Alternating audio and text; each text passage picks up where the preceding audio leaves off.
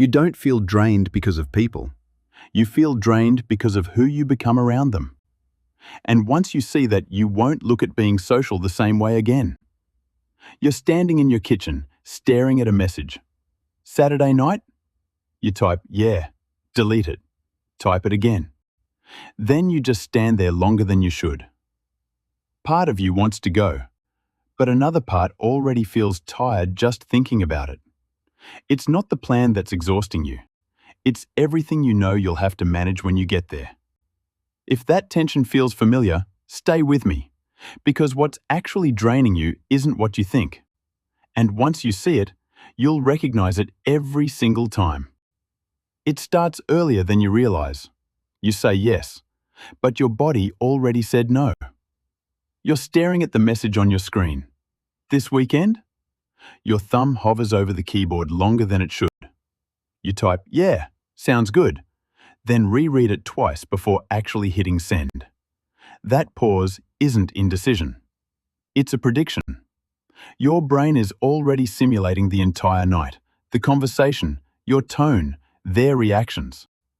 So the plan doesn't start Saturday night. It starts now, in your head. You're pre-running social situations just to control how you'll be perceived. And that's why you feel drained before anything even happens. The only thought in your mind is, do I have the energy to be that version of me tonight? But the truth is, it already started. You're not reacting to reality, you're rehearsing for it. And that rehearsal doesn't stop when you arrive. You're in the conversation and outside of it at the same time. You're nodding, smiling, saying all the right things. But a second voice is running in parallel. Was that too much? Did that sound weird? Should I say something now? Your attention splits, half on them, half on monitoring yourself. So even when nothing goes wrong, it still feels heavy. Because your brain never gets to rest inside the moment. This continuous self-monitoring loop is what's secretly draining you. You leave conversations feeling like you just performed, not connected. The only thought in your head is, am I coming across okay right now? 2 conversations, one visible, one exhausting.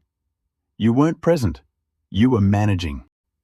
And that's why something feels off even when it goes fine. You get home, and the silence feels like relief. You close the door, drop your keys, your shoulders finally loosen without you even noticing. Nothing dramatic happened tonight. No conflict, no awkward silences. Still, you feel drained. Because the entire time, You were adjusting yourself in tiny ways.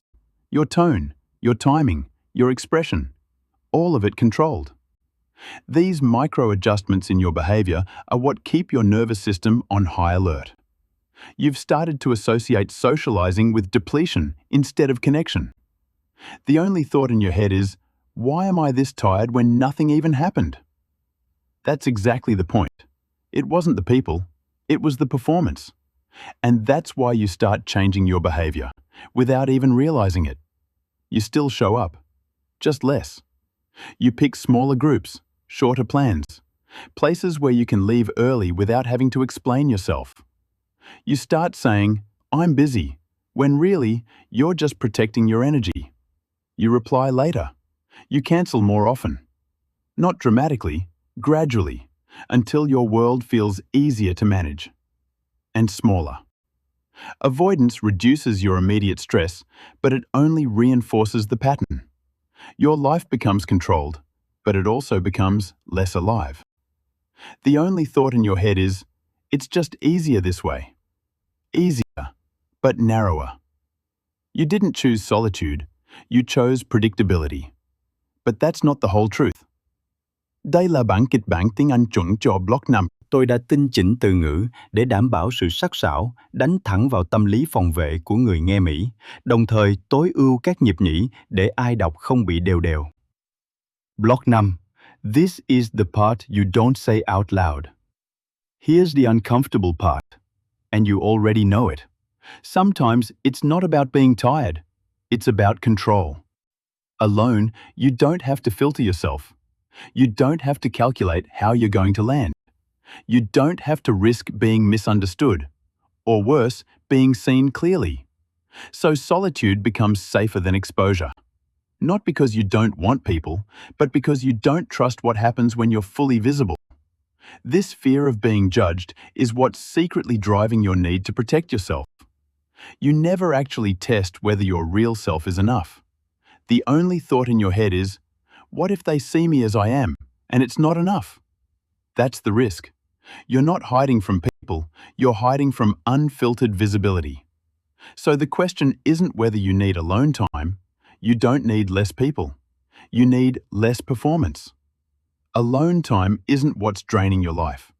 It's the cost you pay to be around others. The constant adjusting, the invisible editing. That's what burns you out. So you can keep your solitude, but start noticing when you're performing. Because the moment that drops, something shifts. Not on the outside, inside the interaction. Reducing this self-monitoring is the only way to lower your emotional strain. If you don't change this, you'll stay stuck between isolation and exhaustion. The only thought in your head is, what if I didn't have to manage myself this much? That's the exit. Fix the performance, not the solitude. And once you see it, you can't unsee it. You don't need to fix your need for solitude. You need to notice when you start editing yourself just to earn acceptance. You're the one who can feel that shift in yourself mid-conversation. The one who knows exactly when you stopped being real and started managing. You're not low energy, you're high awareness without a place to rest it. Think about the last time you felt drained after being around people. At what exact moment did you start adjusting yourself? If this gave you language for something you've been feeling but couldn't explain, follow along. Next time you feel that quiet relief when plans fall through, pay attention to what you're actually being released from.